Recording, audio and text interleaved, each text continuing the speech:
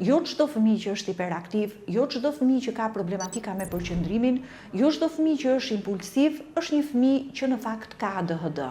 Sigurisht që për këtë pjesë fëmia duhet të plotësojë disa kritere diagnostike kryesore për sa i përket problematikave që ka ai në lidhje me këto 3 elemente që unë përmenda më sipër, por edhe nëse do të bëhet fjalë për forma që janë forma të cilat nën variante të ADHD-s që është çrregullimi kryesor. Që të vendosim diagnozën e këtij çrregullimi, përveç se një vlerësim nga ana e mjekut nëpërmjet testeve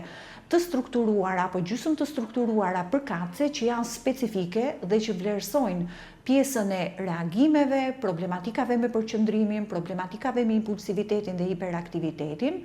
fëmia apo individi i rritur duhet që së paku të ketë 6 muaj që të ketë pasur këtë çrregullim, ta paraqesi këto problematika që unë përmenda në lidhje me përqendrimin, hiperaktivitetin dhe impulsivitetin në situata të ndryshme dhe në mjedise të ndryshme, për shembull në shkollë,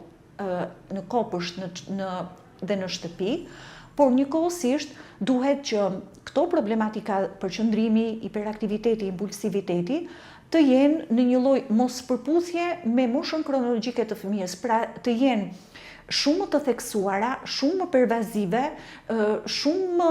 ndikuese për sa i përket funksionalitetit të jetës së përditshme, se sa pritet për moshën e caktuar kognitive apo kronologjike që ka fëmia.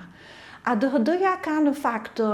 formën e ADHD-s, pra problematika me deficit të vëmendjes apo mosmbajtjen e vëmendjes në situata të caktuara, të cilat kërkojnë një vëmendje selektive, pra një vëmendje përzgjedhëse, që mund të jetë vizive, pra detyra që kanë të bëjnë me perceptimin viziv apo me atë auditiv të dëgjuarit apo me një aktivitet tjetër, por njëkohësisht forma e ADHD-s kryesore ka si tipar klinik të shtuar edhe hiperaktivitetin dhe impulsivitetin.